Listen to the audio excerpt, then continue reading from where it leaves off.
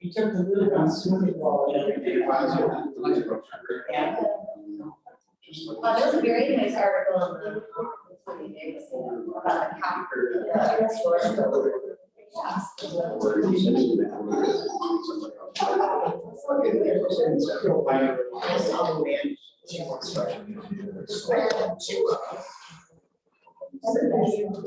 Luann was sitting right here. Luann, yeah.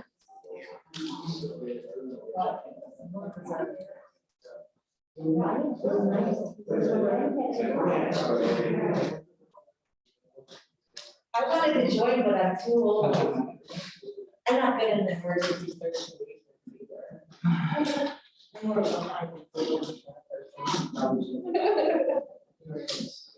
I know, I think so.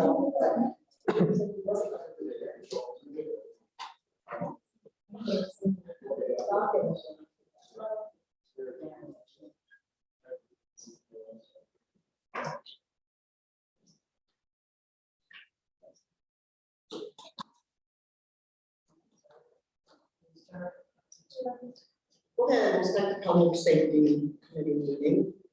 Welcome, Sheriff Rubel. Thank you. Number one, grant application and acceptance for the New York State Division of Homeland Security Emergency Services. This is for the Red Team program. This is to test structured businesses as far as terrorism type. For example, a member would come in or somebody from the team would go in and just kind of act suspicious and just to see if the business, municipality or whatever, airport or whatever we'll call somebody, maybe 911 or my cell phone or see something, say something, possibly. It's not a gotcha moment, it's an educational type thing. We've done it for probably 5 years. And Homeland Security reimburses us for the overtime. Is that the program where I think early on people were going and checking with all of our people? Yeah. Okay. Yeah. They were tested again. I'm trying to remember the box stores were tested this time. Wyoming County, I haven't seen the results of this year yet. The report hasn't been out now yet, but the Wyoming County is always historically higher than us in the state. Somebody goes to, Kale Enterprises to purchase, a ton of fertilizer. He's going to know who that person is. Small.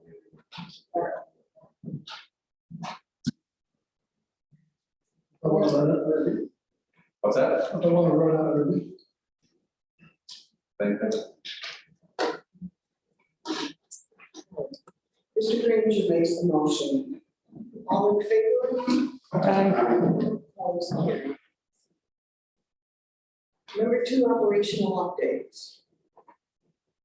I really don't have anything to highlight other than just in the last week. I one deputy, one investigator, with COVID, and correction officer. Okay, number two, professional service contract for Eminent Enterprise.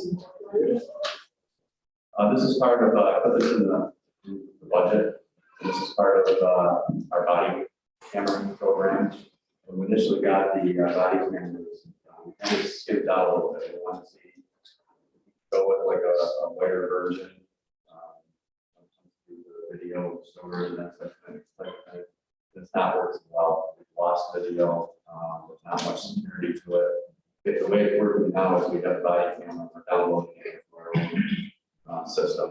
And it's not working well. It's not a great way to do it. And Axon has this program that gets downloaded into an online platform. It has multiple backup sites, and there's all sorts of security to it. The other thing you can do with this program, when it comes to FOIL requests, is body camera video is subject to FOIL under normal rules. We can, bring out faces, or license plates, or leave a social security number, getting that, those types of things, where we have no capability. So this is more than the last. Right, we looked at it, we seriously thought about doing this years ago, whenever it came about. And I thought we could get away with doing it the way they were, which is not working. Additionally, this will handle all of our digital evidence. Steve Miller goes out and takes, 350 pictures at a fatal car crash. This will also handle that too. Storage. Sheriff, how long do you keep that video? Our current policy is 6 months if there's not 3 to 6 months. I think it's 3 months. 3 months if there's nothing, it's a traffic stop, there's no issues, warning or it was issue or whatever. It's saved for 3 months and then it gets deleted. Obviously, if it's a criminal case or whatever, that stays as long as whatever retention is. It's misdemeanor or felony, retention that stays. And then you pick it and the company deletes it then? Or, Yeah, it's set up for automatic, it's set up automatically. Currently now we have to pretty much check it. Sometimes it does, and sometimes it don't. Most of the time it's over our retention schedule. I shouldn't say most of the time, all the time it's over. So if we say 3 months, maybe by the end of the year, we realize we haven't done it in a while, 9 months. We have to do that. If there's any type of issue with it, complaint or anything like that, we'll work on it. I know it can get expensive to store that stuff. It is, and the way this works now, let's say if it's a criminal case, we have a body camera footage on it. We give, let's say the DA's office or the public defender's office or whoever, they'll get a link, Mhm. and then they'll go in and they can see that video through that link without compromising the rest of our security. Pretty cool technology. Any other questions on that? Supervisor Kell made the motion, all in favor? Opposed, carried.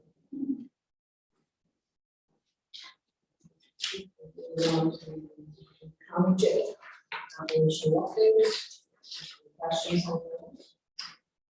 Kind of leveled out in the 50s.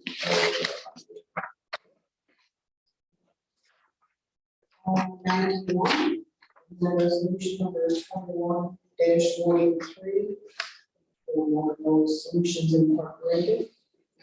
This is to upgrade our radio system up to the backup center. We're truly redundant systems.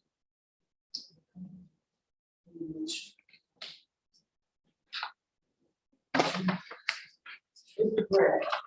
All in favor? Aye. Opposed, carried.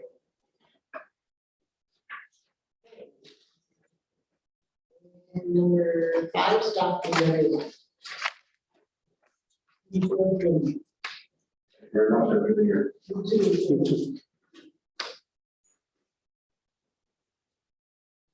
Number 5 is more than the red down there, change the name on it, items of the enforcement grant. That's the kind of time that area goes up.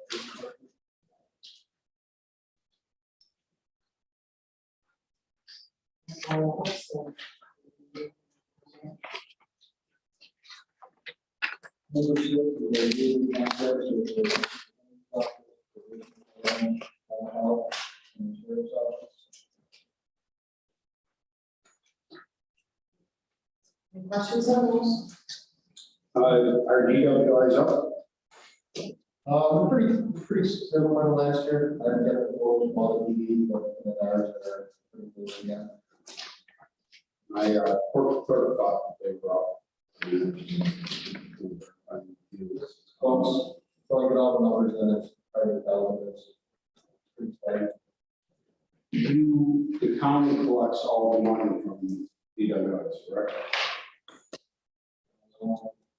is that it's not kind of shared with the municipality that it took place, and it's not shared with the, Well, the state takes their share out of it. Stop being like their share out of it.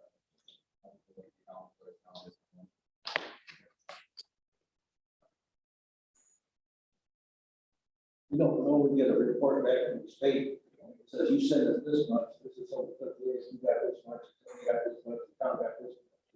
Doesn't say individual, It's about the same thing that you got. Yeah, the town reports collect all those finder fees, and then when the report comes back, that's when we settle up. so Sheldon's, we were the highest in Perry, in Warsaw, tickets that ended up as speeding tickets. And again, the town gets that money back. He had that breakdown of the three, and I believe all of, the majority of the DWI money was towards. The state gets a share, stop being like.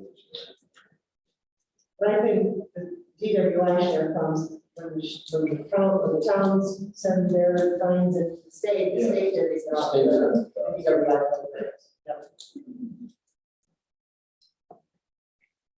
Yep. Any other questions on that?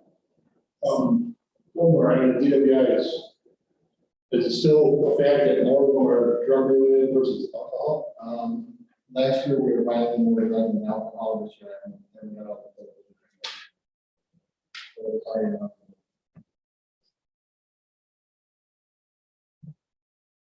Just curious. With the legalizing marijuana, I assume that would increase the. I'm sure it's gonna push it past the 51%. Right. Let's say, when we discussed it, the local law for the pot shops, we said that, I said, I need to say that it was over 50%. Last year was the first year we had more drug and alcohol. That's right. Oh, creative. I'll give it. Okay, any other questions on this? So when can you start smoking marijuana? Now, Then,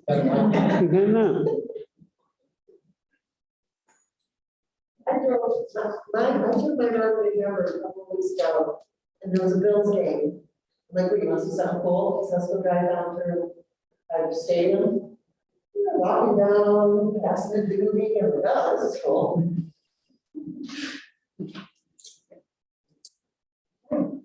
Oh, it is. It is. Somebody like to make a motion for this one? Is that right? Ms. Roberts makes a motion, all in favor? Aye.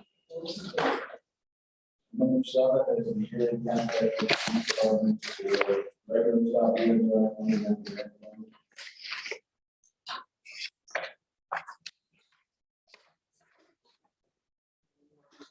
Make a motion for this one. Brad, all in favor? Aye. Opposed, carried. Number 8. And number 8 is the bank funding for sheriff funds.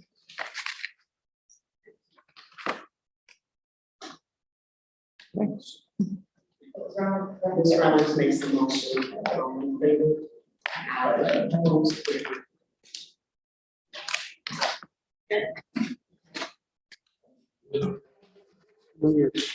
Carried. Okay. We'll start with number 1 on my travel authorization. Sorry, annual conference, something that folks could have for the first year.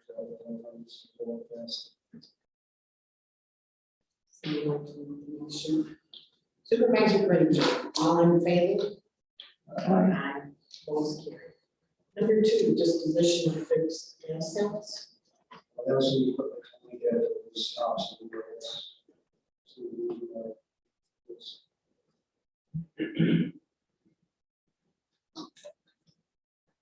Ms. Becker makes a motion, all in favor? Aye. Opposed, carried. Number 3, 2022 appropriation. That is our 2020 SHSP, just to, move those grant funds to come in year 3 of our Wyomingtown subscription. Questions on that one? Move it. Ms. Roberts makes the motion. All in favor? Aye. Opposed, carried. And number 4, operational updates. The first one, just to recap, we got on December 11th, we had 57 responses between fire and law enforcement. At the peak, 1,800 without power. The extent of the highest winds was up on the north half of the county, the south half. Didn't see it as bad. We did have some 72 on the 74 mile us up on the north half of the county. Damage reported to one house and one municipal building. Minor damage to both of them. Progress of 2 secondary roads that were closed, and biggest closure was 20 in Shelby, was closed for about 4 hours. With some down trees and whatever. So overall, we made it through that pretty well, especially on the leads and the county. So second one for EMS, just to follow up, had our stakeholder meeting next week. We got over 80 in attendance, 3 villages, 10,000 hospice. Positive feedback, our local was attendance. I've seen a lot of information back from the EMS and fire chiefs. Officials like that. So their feedback and departments are having conversations. All in all, the feeling of the room was pretty positive. I don't agree that there was an issue with it, something that had been done.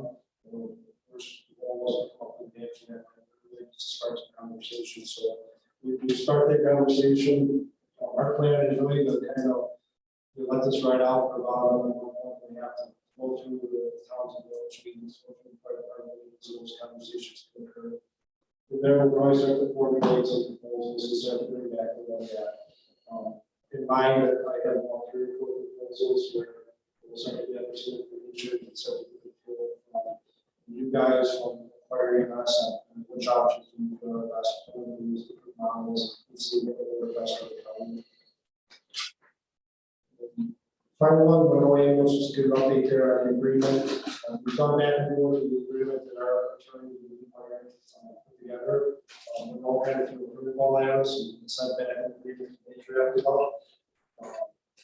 With that agreement, some pros and cons to that. So the one thing we're trying to avoid was any money coming into the county. Some things have changed, and we know it's stated that legally we would have to receive that money. So when it goes out and get that call, that third-party billing company paid the bills, that money has to go to the county. Talk to the treasurer to verify that there was a change to the comptroller's office, that would have to happen. The benefit to that, the county would keep $5 per bill call. So every call that goes to the county would receive $5. We will take about 27 calls a year to 911 calls and hospital transfers. Downfall to that is there's still some issues that we're trying to address. First one being who's going to reconcile those calls. So we will do calls on also make sure that they're rolled out, make sure that money is pushed out. Talking with PAB, any claim that is handled by the insurance company, pretty straightforward, not a lot of time to start on that. It's still unpaid bills. You have to follow, especially when you start in market at once, is where that becomes cumbersome. So that'll be one issue that we have to identify. Every conversation, we can chance over there. Until we get some information, just really know how that money here. Collections is the other big issue that we can sort this out with the road. Sounds like collections would be up to the county decide how we want to handle that. So that we enter the collection agreements and decide how aggressive the county wants to go after those unpaid calls. The next big issue is we're all expect to start receiving money on April that agreement. So if that agreement by January 1st, you expect to start receiving money on January 1st. We have to try to discuss with them each week, 3 months before any of those things start to come in. So we have to try to somehow figure out how we build that gap period in there so that we don't start paying them. Nothing like that is written in the PAB, which is a third party building company in Monroe, contracts with already, we contract with them, essentially say that Monroe is allowed to operate under our CON and the PAB is allowed to go under our provider ID. There would be no cost for that agreement, it's about $32 for PAB for every PCR that's generated. Previously, when only indicated they would cover that expense, and that information wasn't in the agreements, so that would be something I want to see in that agreement, to make sure we're also going to cover that expense. That's not going to fall back on the time. And then there's the unknown, what other expenses are we not seeing. So I had a conversation with PDP, and I had to agree with them. They felt pretty comfortable that there was no other expenses that the county would incur. We would receive at this point. So the conversations with my wife, I bring you guys to discuss it. We probably have a follow-up meeting between the county staff and the land for the PDP. Sort of things for the specifics of interest, so that we they want to get this agreement. We obviously have to get that done before it comes out of the state. So we're getting closer, it's just that there's some of these other questions that we so excited to do that. Our contract with Monroe is set to expire in March for coverage. So as of right now, we do plan on extending that contract for another 2 years. Their plan for that was to have 2 separate agreements. So one agreement would just be extending the coverage for right now. They're operating the county. We set up some agreement. Discuss some of the next factors. So I want to bring that to you guys today, just some of those areas that we know, and some of those areas that we don't know yet. Some trying to get that information. I'll let you know that there's a possibility that this won't cost anything. There's a possibility that there could be some costs as we get into figuring out how long does it take to go through it. It's just we don't know. Was 2,600 calls a year, $5 per call, so some revenue coming in. Monroe indicated that it was on paying bills, they do not expect to probably pay. So we got that was in the agreement, so that's something I want to state that they're going to very expensive concept. But they want the money up front. I mean, That's they're what gonna he said. still have the 3 months, they're gonna have their 3 months coming in later. I agree. It sounds like they're not gonna have a cash flow problem. They did agree that before they decided Doesn't make sense. Thursday, so yeah, we haven't really explored that. And how would we should talk, because how would we pay them if we didn't even see the reconciliation? Yeah. That doesn't even make Yeah, sense. so that's something we sort of, that's something we had communicated before. Yeah, it's right there. And part of their issues with the billing, or with them receiving the money that I talked about with the treasurer is, ideally they look at that money daily. The treasurer indicated that really only one way of doing that, we make with. She said possibly weekly could happen. She prefers it to happen monthly. And we'll obviously want some money in May, so that's something we still have to work out for. Depending what bank account they use, depending what accounts we can set up.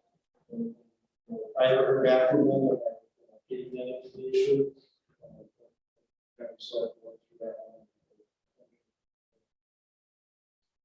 I can tell you, right, those things trend, you only get about 75% of that back. and that's why my concern on that original agreement didn't say anything about those unpaid claims, who's responsible. And his email reply said, well, we'll cover that. Obviously, we want to see that in the agreement. We're not just going to take the word for it. So.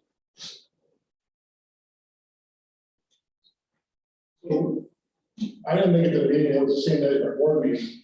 But I had a couple questions. As far as the current training, it's to my understanding that if we don't get enough members for each class, you cancel the classes. And my question is, why can't we run classes at a little bit of the cost of the town? Or out of your budget, as opposed to, running a class that makes money? I mean, if we can get 3, 4, or 5 EMTs out of partial class, we're way ahead of the game of what we've been doing. And there have been some of those ones that have lost money. Overall, it tends to work out. So say we run 2 classes a year, the spring classes, money, fall classes, money, so that kind of balances out. With the testing format, we still have about 5 students who completed classes they never tested. My guess is at this point, they're not going to test. So, obviously, we're not recovering back as much money. We still have made profit from that class in May. So I did ask Sylvia to run the numbers on what's that minimum before. It was about 10 to 12 minutes per class to break even. They got depending on who the instructor is, they bring in additional resources. So one instructor per class is going to be a little bit cheaper than another one. So I asked Sylvia to run those numbers on, if we only had 4 students or 5 students, what's that bottom line going to be? And that's something we can look at. I mean, it's a no-brainer that we don't have the volunteers we used to. It's a no-brainer that enroll's not gonna be our answer. And because they can't supply what they're offering to us now. So, I mean, it's gonna start costing us one way or another. If we utilize some of the volunteers that are still willing to put their time. Even if it's only a few of them, I don't see why we're not. Biting the bullet on that one, but before we have to just say, no, we don't have enough volunteers, period.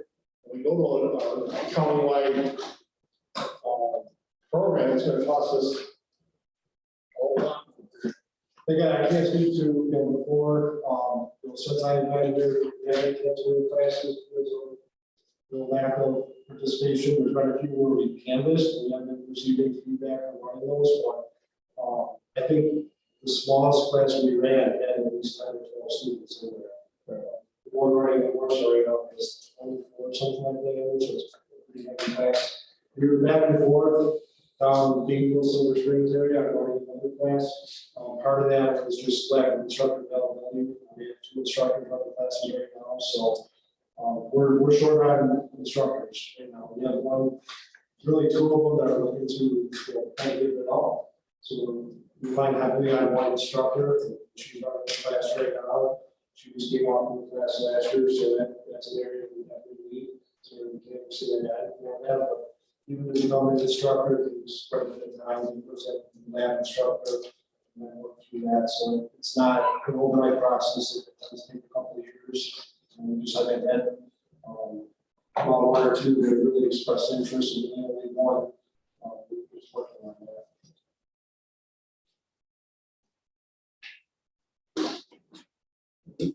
I got one more question. If, when, probably more when than if, we have to go to a countywide EMS provider, has there been much talk on how the towns and the fire departments handle the contract we currently have? What's to be done? We just drop them and then. No, and that's part of what we wanted to come out of the last Monday night, to start to have those conversations, really trying to stress the fire departments and municipalities or the commissioners, talk to each other and give some ideas, because then we have to start to work through that. And there's a lot of models out there, whether it's shared service agreements or however that happens. We create an overall EMS district in the county. Say the county operates a system, we establish an EMS district. And we have a different makeup here. We have village fire departments, we have commission fire departments, things like that. So those are all things we have to work through. And it might be something that I'm not aware of, that's fine. If you're not on board with it, somehow I've been through some sort of shared service agreement where we can do that. I think we have to come up with what does that model look like first? Are we providing staff to work on volunteer ambulances, or is the county operating system, or we're paying Monroe or something like that to come in and provide it, and figure out how to get this. I like the component of I think it was the Livingston model, where we just started out like small and built on it. So the communities that are really struggling right now have come on board and receive the county-based services.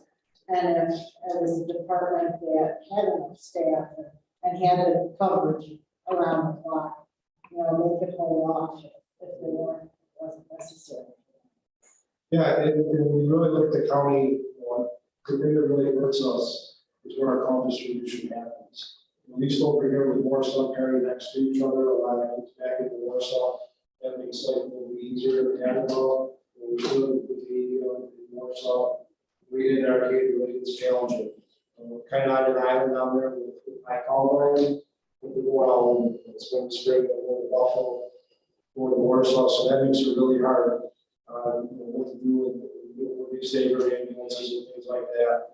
You know, when those bounce around where they've been stationed, I'm working on this numbers this morning. You know, we're moving the roads where we need, how that impacted us in the county. The targets and be made both ways. You can see water cables on the hallway and the strike people, or J-Will, Remington, so it makes sense to move them there. And it takes longer to hit those areas, so that's something that they have done. So start looking at those numbers. But those are some of the challenges we face, and that's why we look at Jefferson County and other things that works well for county, a lot of stuff. It's that easier turnaround once you get back out in the surrounding areas where we don't have that as much, especially once people run the west side of the county and hospitals. This week, I happened to hear there was Colesville ambulance, and they called the times in, and they were 2.5 to 3 hours on that call. It wasn't done in Buffalo. It's just from the time. You can't ask volunteers to do that. And then you take that time, you throw the factor on top of that. When you get home, you got to put the PCR sheet in, Yep. electronically filed. That's probably another, when you get good at it, it's probably going to take you 30 minutes to do it. When you get good. Right now, it's taking them up to an hour to put it in. It's mostly been online for 2-3 weeks. Yeah. So you're taking a call and you're going to get less volunteers because now with going to the electronic filing, it's just like this morning, we had a call. I elected to come to the meeting rather than go on a call and then have to go home and put the PCR sheet in, which I wouldn't get here to 10 o'clock. Which I could have made it, you know, if I didn't have to key on all that stuff. So you're going to lose people on that too.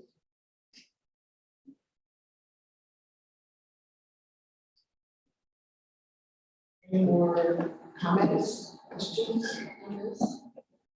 Okay, Brian.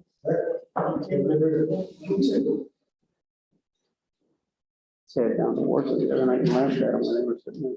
Oh, putting it in. They're not going to do that because they came in. It took, they sat there over an hour and they still couldn't get it.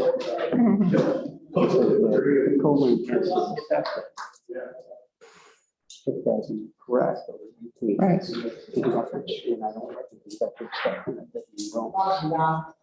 You shouldn't worry about it. Right. I'm pretty sure you have programs like that too. Oh, yeah. It's frustrating when they won't accept it. We start with number one, the monthly report for November. Any questions, comments on that?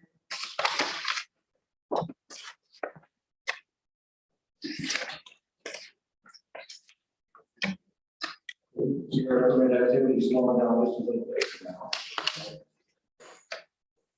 But we're still ahead of them. We're a little behind what we were doing last year at this time, but when you start to slow down a little bit,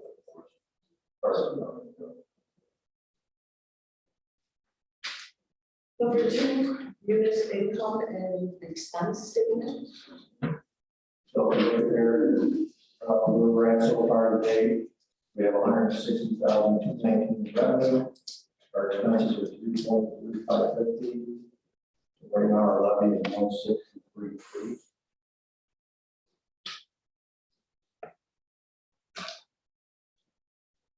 Any questions on that?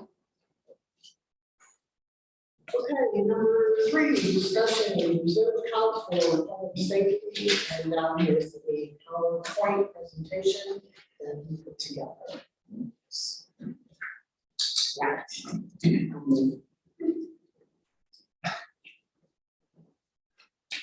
Just a brief one, I know we're talking about setting up this emergency demolition fund.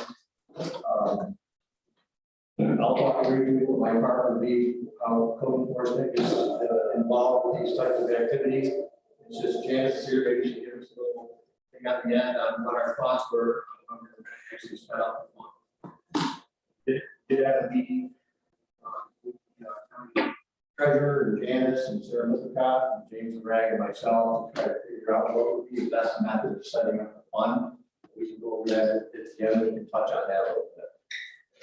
So when we're dealing with, I narrowed this down. I know we did a presentation on property maintenance several months ago. I did narrow this down to specifically target what it is for unsafe structure and what it takes to get into these emergency situations where this fund might work. So the presentation is very focused on just that alone. So we're dealing with emergency structures or emergency method. Those are really the two types of issues that we would fall into where we might have to tap into these funds if we have that availability. So as you can see, we have a definition which is under the New York State Property Maintenance Code of what we consider an unsafe structure and emergency measure. So this is set up. Property maintenance is set up to ensure public health and safety and the welfare and have the occupancy continue and during its the maintenance of any existing structure that's out there. The property maintenance code actually applies to every single structure that there currently is out there. 1 and 2 family homes, accessory structures, commercial buildings. The only thing we have exempt to it is agricultural structure. And when we talk about agricultural structures, that is something that's going to be housing animals. Place of employment, this is where we house our farm animals. Okay. So this is where the law comes from, Title 19, NYCRR. This is what we enforce. Our Wyoming County Local Law 1 of 2007 gives me the authority to enforce the New York State Property Maintenance Code. Chapter 13 or Chapter 33, within that chapter, it's part 1226, that's the actual property maintenance code itself. And we have 2 definitions of what an unsafe structure is and what an emergency measure is. As you can see, they're pretty lengthy definitions of what is a very broad statement, but it is very inclusive of a lot of things. So if anything, it's found to be dangerous life, health, property, safety of the public's occupants there too. And it goes on to define to protect and warrant and such things that might be missing in the buildings too, such as fire safety equipment, maybe a sprinkler system down, anything that may be unstable or ready to collapse. Emergency measure is really defines and get into more of the imminent danger situations. Those are the ones where we have a direct, necessary involvement with moving people out of buildings. Maybe not just one building, maybe even an adjacent building. So imminent danger, the authority having jurisdiction is me. Imminent danger of failure or collapse of the building or a structure that endangers life. A structure or any part that is fallen or endangered by the occupation of the structure. The actual or potential danger of the building occupants or even in close proximity. This may involve things with explosion, explosives, fumes or vapors, or toxic fumes or gases. It doesn't always necessarily mean the building's falling down. There could be something dangerous within the building that may cause us to still evacuate that building. And operation of any dangerous equipment. So there's a few types of situations that fall, that could create or make an unsafe structure or something that's imminent, an emergency measure. So lots of these structures that typically qualify for this right off the get-go, fire, which we work directly with the fire department. We get a lot of these emergency calls in the middle of the night where Maybe it didn't all burn down, but it's, you know, it's to a point where the occupants aren't gonna be allowed back in the building. We gotta figure out something to do with this thing tonight. Especially if it's in close proximity to another building. Natural disaster, an explosion, which you see on the news once in a while, gas leak, house explodes. Impact, we do get called out from time to time on a vehicle, MVA, where a truck or a car drove through the building or is in the building. Got a lot of interesting ones with that. And just lack of maintenance. Typically, the lack of maintenance is our big one. Fire and lack of maintenance are really our two biggest priority ones. We normally see. We'll get into what a couple of these look like. I mean, I can put lots of photos up here, but I'm just going to give you the quick brief, a couple of photos of what we did. This was a fire incident. This is this year. As you can see, if you look through the house, there's a house next door. Some of the structures still standing. You know, a couple of good winds. This is going to end up on the neighbor's house or the neighbor's yard for sure, blocking their driveway. So this is a call on what needs to happen that night. This particular one is in the village of Perry. I happen to know some knowledge and history of it. There was no insurance on this house. We did not pay for any emergency demolition that night. We found alternative methods, but while it took us 3 months to get this cleaned up, in the meantime, you know, everybody's on the hook. We're aware of it. It's here. We're on the scene. But insurance company, there was nothing on it to do the demolition and have someone pay for it. This was going to get stuck on whoever was left.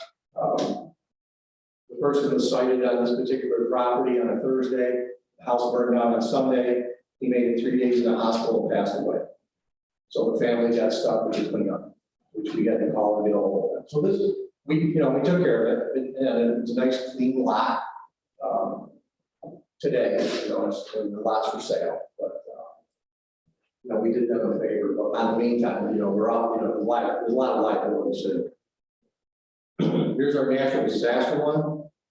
Some of you might know where this is. This house sits like this today.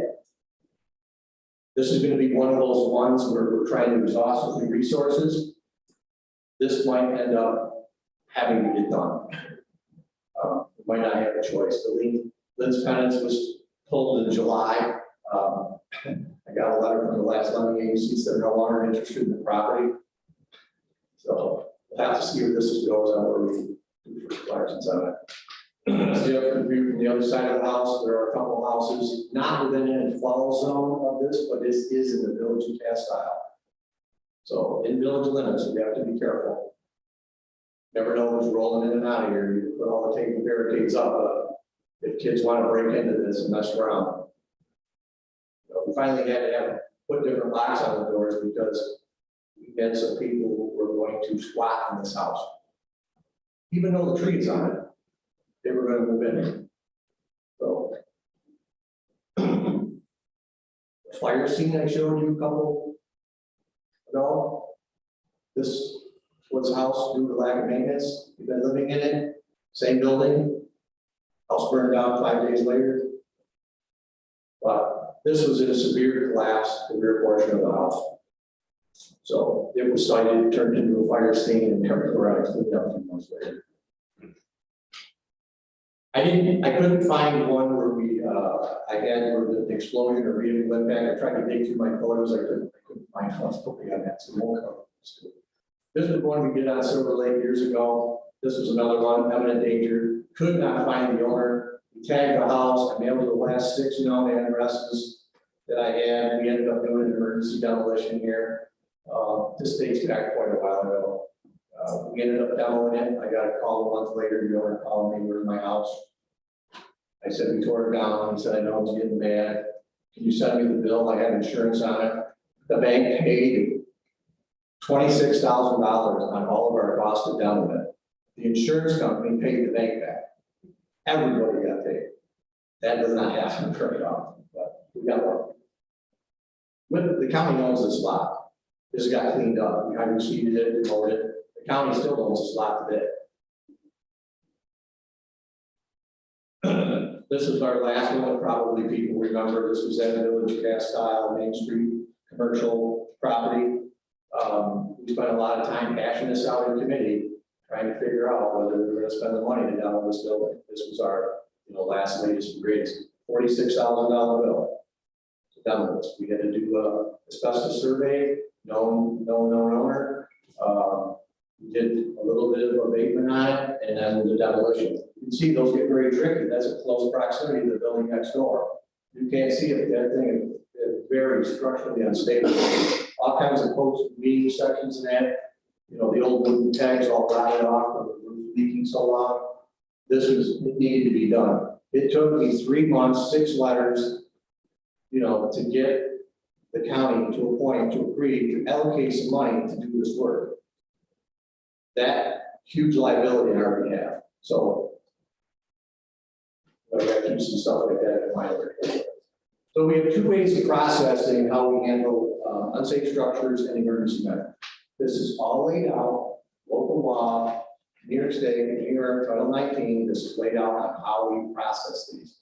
There's a legal process on how we handle it, a very good process down on how we do these things. So the unsafe structures, these are the ones that aren't imminent danger. I'm not throwing people out of the building. Okay. So receive the complaint or I observe it. We go out there, we got to do our research. Research and art is everything when it comes to these. Some of these we get involved with. It's up for tax auction that year. We might drag our feet a little bit. So it sells because, as you know, we normally sell 100% of everything that's on tax auction. We really don't have a lot of role, or we get some responsible party to go in there and take care of stuff. So after we do our research, we issue our violation order to remedy. It's a 30-day window that is laid in state law. If nothing happens, we notify the county attorney, and then they send out what we call our 10-day notice. That means contact our office, let us know what your plan is. We don't hear from you in 10 days. We're going to file a petition. So if nothing happens, we file a petition. After the petition goes, we set our court date. Now we've got a court date on the books, ready to go. There's a 30 to 120 day window before I can actually get somebody in court, depending on the time frame. So it's not as quick as what you do in your local courts, where you meet every week. We're once a month. So depending on what's on the docket, it takes time. So 2 things happen when we get to court. They do the amendments to the violation, which means they waive all their rights. We do set a trial date, sentencing. If all that gets done, then we move into collections. The other thing that happens is we adjourn because they hire an attorney. They want time to prepare their case. This can take a long time. I can't even tell you how long it can take. I have some of these are in 3 years. So, and if that all goes well, then we do collections. So in a perfect world, collections happen at the end. Any questions on either one of those processes? Some of these things take a long time to do. But we deal with hundreds of cases a year. I take less than 1% report, so we have a pretty good system set down and in place. And emergency measures, this is a much faster, streamlined process. This is where we're rolling in on that fire scene or something that's really serious. Normally in a fire scene, by the time I show up, Brian or Bill have already been there on scene for hours. You've got the owner there, the insurance company's been called. By the time we get there, it's a decision on whether or not we're going to demo it. And a lot of times the insurance companies, between there and the owner, we agree that, if it's over 50% gone or repaired, that they'll pay for it. And we go ahead and while the machinery is on site, or we're going to call them money in after we get them on site, we know it's going to get caught. So most of the time, that situation works out pretty well. So the contractor's called, demolition commences, the contractor gets paid, typically by the insurance company, we hope. Either that or we do it, the owner gets a bill. This is those very extreme cases, very streamlined process. The only thing is the collection part and then the getting paid part. That's always the tricky situation on these. But so far we have a pretty good track record on these, but we do get a couple of statements. keep in mind, these are those extreme, immediate, needs attention due to the condition, poses a direct threat to public safety and health. These are the extreme ones. We cannot wait, not wait. And we're getting to the end here, but the effectiveness of what happens with any of our property maintenance and code enforcement direct, affects all of these things directly.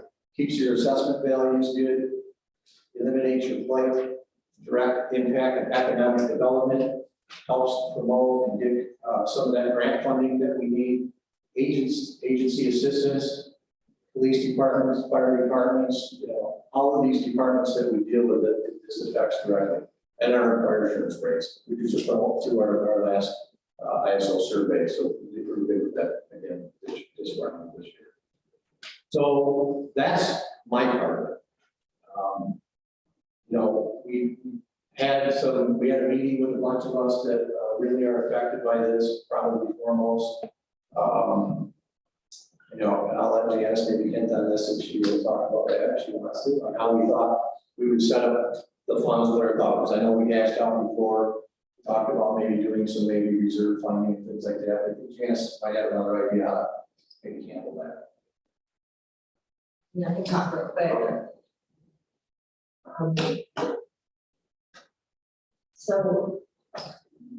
So we did meet, we had some conversation. We talked about how much money we're talking over the past 15 years.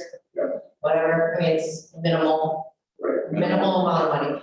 My concern is to set aside $100,000 when we might or might not spend 10 in 3 years.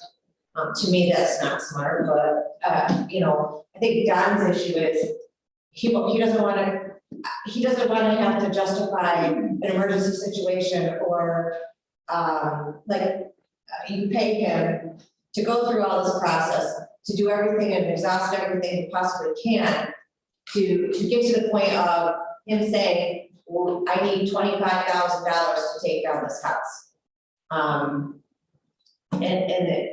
I asked for, what's your projection? What do you have on deck for the next 2 or 3 years? And there's properties, but there's also ways to get paid for these properties. And, and the treasurer and I disagree on this, but I mean, this is budget stuff. My thought is, and I talked to our auditors and she talked to them separately, and of course, different information is shared, but, we could do it a couple different ways. But honestly, I think just throwing a cost center in the general fund, either funding it a certain amount every year and saying, okay, we're gonna fund it $30,000 every year. Or we set up the cost center, and when Don has an issue, we go through this thing, we just use contingency. I mean, that's what contingency is for. I mean, we're talking $20,000, $50,000, anything that's $300,000 is gonna be a bigger issue than, that's something that, that's gonna be something that we talk about this situation. I think the issue is, when it's time, he needs to pull the trigger. He can't wait, and he can't wait for the money. So however you guys wanted to do this is completely up to you. I would be more inclined, I asked Don, I said, I think what we need is, here's when I'm gonna make this decision, and I bring it to you, and when I bring it to you, because I've exhausted A, B, C, D, and E, or it's this emergency situation that falls into this, which doesn't happen very often, but if I need to make that call, I need to know that I have the approval, that I can spend those funds, and that's what he's doing. So I don't know if you want to say, okay, Don, you have up to 50, you can make a decision up to $50,000, to take care of, once I know that you've got, he still would have to come and tell you about it. He'd still have to have that money put there. But for him to just make that decision without actually having the money in place or whatever, we could use a contingency and bring it over. Or we could budget $30,000 a year, but we might never spend it for 6 years. I'm more inclined not to budget something that may or may not happen for 3 or 4 years. Just because I know we've got a fund balance, that's why we have a 15% fund balance. But that's just my opinion. I don't obviously I do what you tell me to do. I know that I know we made a little extra money this year and that's fine. And we can track that. We've made a special code. If you ever want to know how much we brought in on judgments or whatever, the setting up a separate cost center underneath building codes, just so we have one spot to track it all in. I mean, that would be my suggestion. I talked to the auditor and he said, well, you can make an assigned fund. I go, okay, so what if we put $30,000 in it? I mean, it doesn't even make sense. We're talking our budget's of, $75 million. But that's my opinion. But if you guys wanted to set up a whole different fund for this, but there's really no way to fund it because everything happens in the general fund and it may or may not, that's my issue. It's not like it's not like 911 where we get X amount for every cell phone or landline. And we can count on that. And this is weird funding. It's not. So I think what's important and what Don needs is maybe, I don't know. Is there a draft guidance document that somebody has started working on that would lend itself to what? That's what I'm thinking. If there's some sort of agreement from this board that says up to $50,000 down, the building code inspector has the right to, make those decisions and money will be made available. I don't even know what that looks like. I would think that there should be a guidance document of some sort that gives him some parameters. From generated by the board to be approved, like a policy document. Memorandum of understanding. Well, I don't know. Not really that, but like a policy, like taking all this and saying this, and this board approves up to $50,000 per, which is a lot, but when we talk about it, it's really not, because how often does it happen? And James, it doesn't even necessarily have to outline a dollar amount. It could outline a procedure that once a project is identified and there's some danger, then he has to bring the dollar amount of what it would potentially cost to somebody, committee chair, chairwoman, somebody that would have to approve it. And then maybe formal approval gets done through the committee cycle at a later date. Because I would think that you could. this happens so infrequently. Just because we came up with some extra money this year, doesn't mean we need to jump off a bridge, set up a fund, and put a pot of money aside, because we all know who's gonna be here asking for it the first time they got into the building they want us to take down. This is not gonna be, I totally against this setting money aside, you're opening up. Brian, that's why I'm suggesting the guidance document. Well, even the guidance document, it's gonna open up a Pandora's box for, It's not. I don't think so. if you start setting a policy where we're gonna fund something, somebody's gonna come ask. I don't think so. I think it's because it has to, they can't, because it has to follow these particular steps. So, I have to follow our local law proceeding, which are Wyoming County local law, lays out our process on doing code enforcement, violations, order to remedy, and I have to follow state procedure on how to do it. I think Don, We got two things here. what Don's struggle is when he's done everything he can possibly do when he comes. And then it takes an hour for everyone to come and time, some say yes, some say no, and we're gonna, it's when he brings it to the board, it's done. I mean, this has to happen. I think that's what you're looking for is immediate action. And Yeah, the other piece of that is grant funding. So in talking with Jim, the county planner, we have to have some money that we're gonna allocate or set aside somehow so we can tie this to some grant funding. Once in a while, some grant funding comes up for revitalization programs. If we don't have it set aside, we can't even apply. But, and then we did talk about that because this happens all the time with grant funding that I'm familiar with is all we need is a letter from the chairwoman saying, we support the project and we're committed to fund X amount. It doesn't have to be in a special account, it doesn't, it's our money. And as long as we have something saying, yes, we're willing to, support this project in the amount of X, that letter can go with the grant application. I think. And usually those dollar amounts change too. If there's a match, it all depends on what the grant amount is. And so that would, you wouldn't have a number.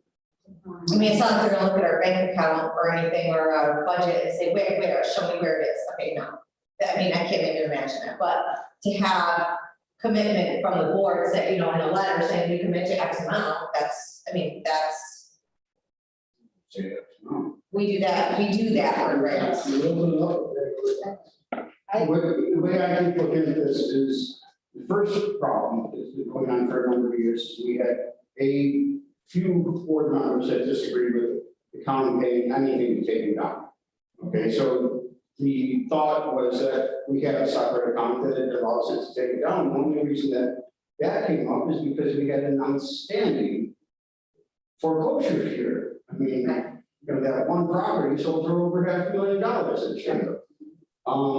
But we have to remember too, that last year we didn't have a sale, we lost, we budgeted $200,000, so. So, again, the problem comes in that we have a few board members that didn't agree with us paying to take it down. And once the Monroe and the Rockaway decision came out, no, it's still the county. So I personally, after listening to Janice there a couple of weeks ago, I don't see the need for the special account for this.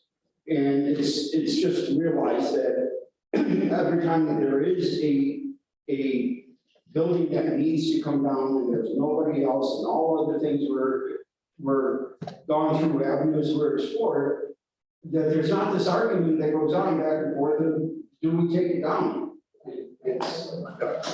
I think that's the goal, is to allow Don, you pay him a lot of money to do what he does, and I think that's the piece is, when he finally brings it, this is it. We need to act on this, and it's gonna cost money. It's gonna cost money. And again, to me, it's always been Wyoming County, with the exception of here in the village of Warsaw, has been doing the building safety inspections and what have you for what, 40 years now? Since 1984. Okay, 30-some years. It wasn't anybody locally that allowed it, and some of these buildings were in disrepair before that. So the final chapter to it, to me, is that the only people that can have any chance of recouping their money on it is the county, if it ends up going up for a foreclosure. So and again, it's my understanding, that's why the Ron and Monroe ended up going in that decision, because the county is the only one that's able to defend money. So I don't see the special account. We have the fund balance. It just comes down to that we don't argue every time that something happens that needs to come down. I think the point is when he brings it to you, there's not really a choice. It's by law, it's by, it's spelled out in law that he referenced. It's not really a choice. It's just more of a, hey, this is what's happening. If there were a guidance document that kind of captured the spirit of this conversation, that Don has exhausted all of the other avenues to the point where he's going, we have to act, we don't have a choice, then there would be an adopted guidance document by the board that sets out, these are the steps that Don has to take once he gets to that point. And funds will be available. And funds will. I think that's the key. Exactly. That's all you care about. You don't care what it is. No, it doesn't matter. If you want to start it off, I don't care. I just don't. get us caught in a situation where Right. I'm back here 3 months in a row, you know, and multiple times to argue it out, so unresolved is they come down anyways, we did, right? So we just, the sooner it gets done, the faster we can, you know, recover off of this. So in the meantime, every day that goes by, the liability just keeps getting bigger. We still never, we haven't ever been reimbursed from Yes Isle. Right? No, I thought we did. Yeah.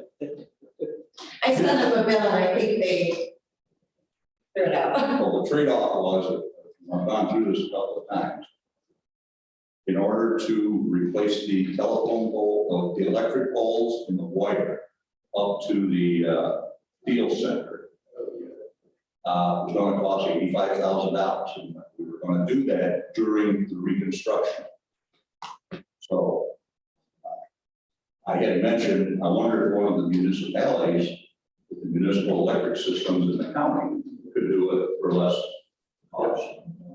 They came in and the county bought the wire and the poles, the village and Cass Valley Electric Department did the work. And I think it cost like $10,000 and a couple of state dinners down there at lunchtime. So did we get that trade that time? Yeah, that was the deal. It may not have been a written deal, Wasn't a written deal. but that Let's was, do it that way. that's how it worked out, you know? It was a $70,000 savings to the county. I think So every town, they could have every asked us to community, send the county a bill for it, make it feel better.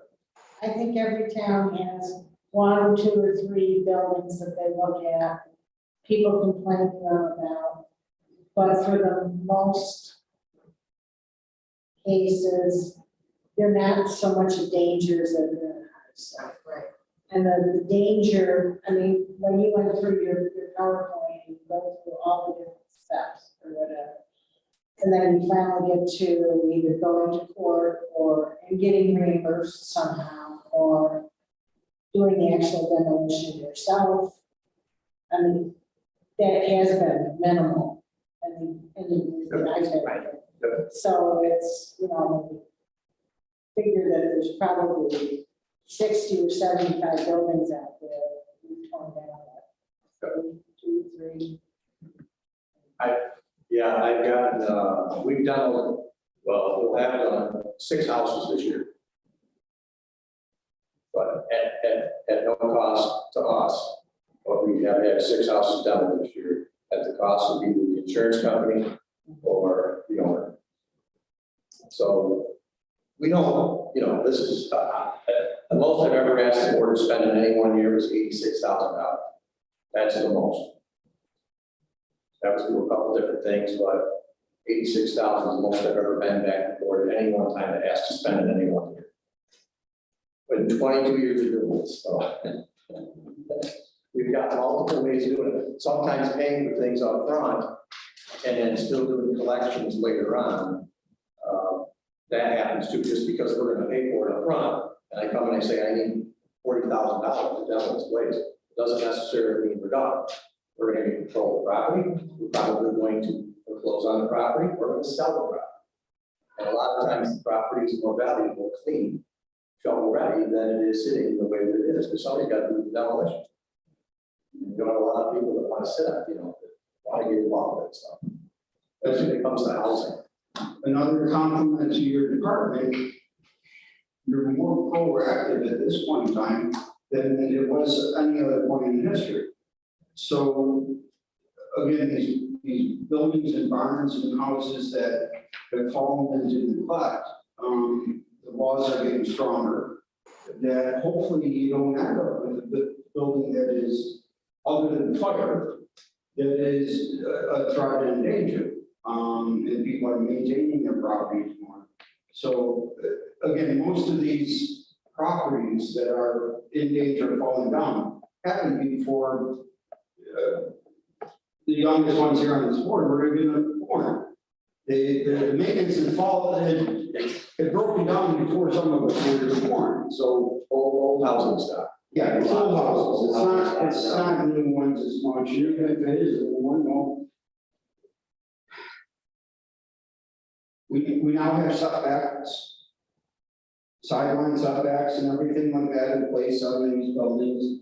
Different standards that are put in, you have to have the firewalls in between them, you have to have all this other stuff as things are being built. This wasn't around 40 years ago, right, 50 years ago. So, yeah, the problem stems from things that were old. Yeah, everything built prior to 1984, the building code in effect at that time. You had maybe your local zoning law. That was it. So, Oh, those are the days. yeah. Okay, I appreciate all the work that these people have put into this to begin with. Janice, Don, Sharon, everybody, Jim Gray. What if we have, like Cheryl suggested, some sort of agreement or policy written up? I think it could be a job for the new county attorney to do. Along with Don and whatever else. Drawn up and then brought back to the board so we can review it. And maybe next public safety meeting, and then they'll come down. Good. And then I don't know how everybody feels, but I'm with Janice. In agreement with the way that the funds should be set up. I don't see any reason to have a reserve fund or anything like that. This way, it's there if we need it, and it's not a reserve fund that everybody says, well, you know, we have this building or that building that we have to take care of right away. No, it's not going to happen that way. So the parameters are set, policy set, the fund is set, the contingency. I don't see a big deal with this, I really don't. And, you know, like, Don is going to exhaust every measure that he can before it gets to that point. I think once you get the policy, we should get a copy to every supervisor to keep in their desk here. So when that comes to the business, Yeah. we pull it out and That's say, right. okay, he's gone for all of this. You don't have to talk for 45 minutes. It's a good idea. Put it in big letters too. Yeah. So that's my suggestion. Anybody else have a suggestion or they in agreement? Yeah, I guess that's the way they go. How's that sound? Yep. Okay. Great, thank you again. Appreciate it. Right.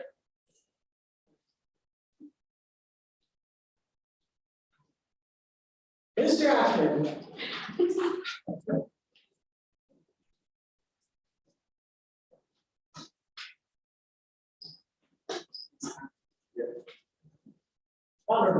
First things first, I mean, Supervisor Becker, about this age thing. And also, thank you, State, for making agricultural buildings example of this stuff, because you're doing a lot more about it, so.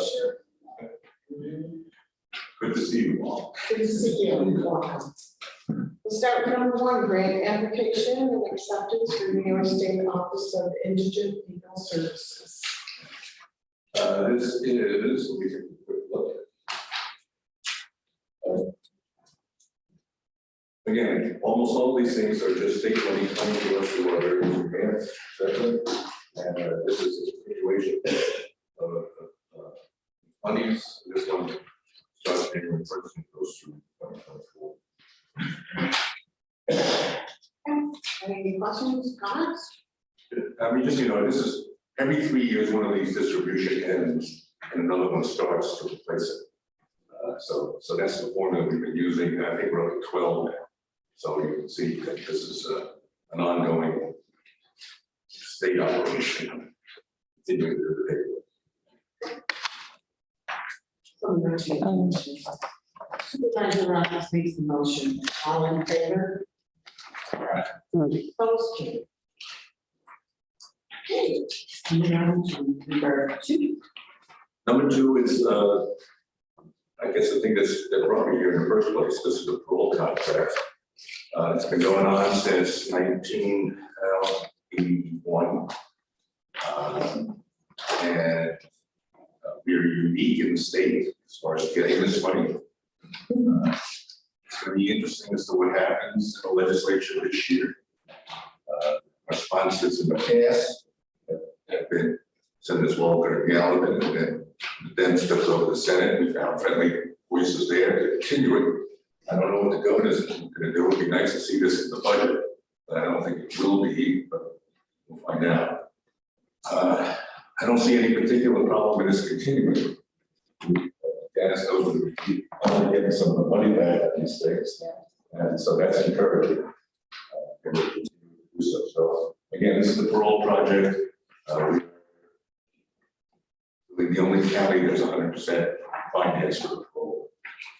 Hey, Lauren, could you ask Sue to send me over a contract cover page that states that? Say that again, sorry. Can you ask Sue to send me over a contract cover page that reflects that legal aid and not, New York State Division of Criminal Justice Services, Sure. 186? I've got a wrong contract cover page. Are we celebrating a 40th anniversary this year? Did you? I mean, April 1st, 81. April 1st, 81 years, started at the legal aid public defender, when Jeff Harris said I had it. That was 1990. So yeah, we've been operating in the county in one form or another since April 1st, 1981. I think the bank next door to me was called the Genesee County Bank, which is now Bystone. So yes, it's been a fun time. All our name. Congratulations. Thanks. Okay, I need a motion for number 2.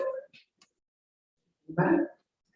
Supervisor Kale, all in favor? Aye. Opposed, carried. Number 3. Okay, this is our smallest contract. This is it deals with our involvement in treatment court. It started out when a former supervisor of Schenectady County became involved. He was actually a public defender of Schenectady County. He got involved in the state with alternatives to incarceration. He came to me back in 1982 and said, "You want some money to run some sort of treatment program?" I said, "Okay," needed a county badge, and we've been using that ever since. Okay. Supervisor Granger makes the motion. All in favor? Opposed, carried. Number 4. Number 4. This is a contract that provides the ability for one of the individuals that is employed by a category lady to do some county work with the public defender's office, and it provides the extra income to make this a full-time job.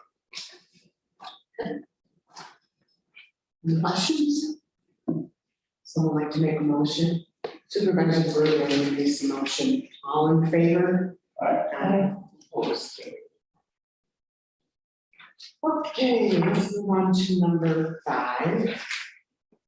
Number 5, becoming more and more important. This is our data management system. And the New York State Defenders Association provides this particular system. We're probably about 50 public defender offices around the country. In getting our grant funding, one of our obligations is to maintain the data necessary to show that we're achieving our goals and working on this stuff. We have to track these cases in a very specific way, and this program is designed to do that. You've heard me talk in the past about some of the new problems with the change in criminal law involving massive amounts of discovery being sent to us. Discovery, those of you, the biggest part of it is, for example, all the body cams worn by law enforcement. And just to give you an example, every DWI stop, and we have 3 or 4 cops there with cameras, and every one of them is filming the same thing from a different angle.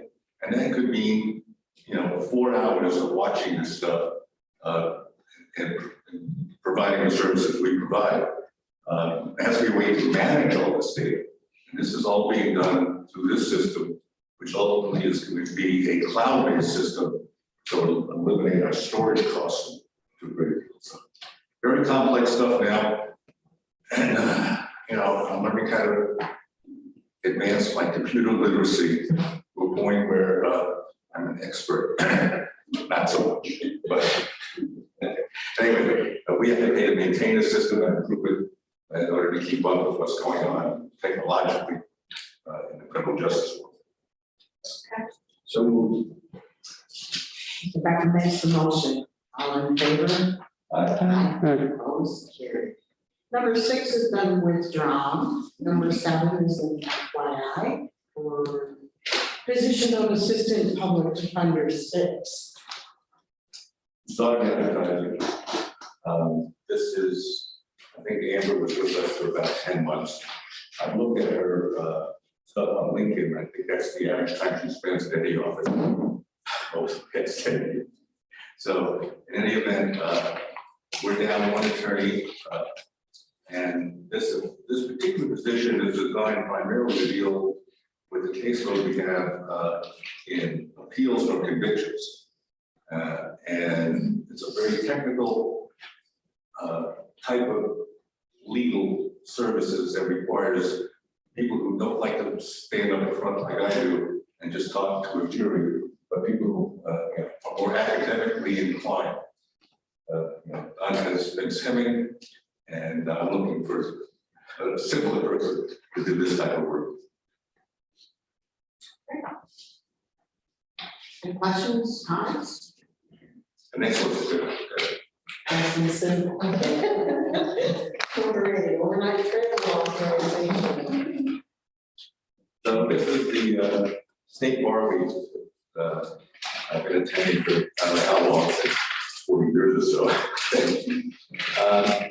As most of you know, some of our success in acquiring, I think 50% of my budget is probably state money. And that success is really based on networking, knowing what's going on, knowing who has the clout to get this done. State Bar has been kind of my home for doing that, along with some of the defender associations. But just so you know, this particular State Bar stuff, I'm dealing with prosecutors, I'm dealing with judges, and I'm dealing with defense lawyers, both private and public. So it really gives a good idea as to who to talk to when. It's how do I get to deal with a downstate Democrat to get them to sponsor a bill to the people I meet here. So this is going to be a hybrid meeting, by the way. Some of it's like this. So, but we're going to, Lee and I both will be there. She's my hero in dealing with these things. She's moving quickly up the ladder of leadership in State Bar and other organizations. And if I take my mask off, I can breathe better. But in any event, it's important for what we do to have access to people that can do us good. Would like to make a motion. I will. By the way, just so you know, it's all state money we're spending. Right. Ms. Verway makes motion. All in favor? Opposed? Carried. Anything else, Lauren? Couple of heads up. The big thing that I see coming down possibly this year is the increase in assigned counsel. Probably talk about that in ISAC, but the major item, the assigned counsel rates does not affect my operation whatsoever. It does affect whoever's going to be running the assigned counsel program in Wyoming County. Rates now were established some 18 years ago with no increases. For a felony, it's 75 an hour with limits on it. Downstate, that doesn't pay the overhead. There's a lot of traction to increase it. I'll be double. Now, normally these things are county expenses, but for the last 20 years, we've gotten the state to kick in. And it's important for this county and every county to insist, this is going to come through, that the difference to rates be handled by the state and not become a local mandate. So just to keep your eye out, it's gonna happen, and it might happen this year. But the voice of the counties, excuse me, have to be heard to make this not another unfunded mandate. Oh, my God, no, Pat, I don't know what to do. Just so much. I can't hear you. Yeah, let's get sworn in. So that's, the other thing that's really bothering me, that's come up. High school kids, we picked up several cases this week, in fact, on 15, 16, 17-year-old kids getting involved in unwanted sexual activities in our high schools. I don't know what's going on with parenting, but apparently it's okay if you're 15 or 16 to have sex as long as you have safe sex. It's not what happened when I grew up, but in any event, fair warning, we have to approach our educators and get something going to say, you know, it's not Nancy Reagan saying, just say no. It's the legal system says, no, don't. It's a problem that's becoming very much out of it. It's coming out of the high schools and it's coming out in public, and you should be aware of it. So, wasn't high school I went to, but it's going to be an issue. Okay, thanks everybody. Thank you. Happy New Year. Happy New Year, Steve. Okay. Thank you. Okay, anything else to come forward to public safety? Not. I had something. So I attended the EMS meeting last weekend and I thought it was great. Brian did a great job. They did. You were there. And one comment that it surprised me and concerned me a little. We had just had this meeting here about keeping the masks on, promoting the masking. And I get there and I'm standing in line. Yes, the chairs were separated. I don't know if they were 6 feet. I didn't have my measuring tape out, but people on this committee and at the people from a representative from the hospital didn't have masks on. So I thought that was kind of concerning since we should be practicing what we preach. Just wanted to throw that out there. It was brought up to me as a supervisor that was a concern that was noticed. And I understand all of it. I get it. But I just wanted you to know that if we're gonna promote it, we probably should be doing it. Especially in that kind of a forum where there was, what do you say, 80 people there?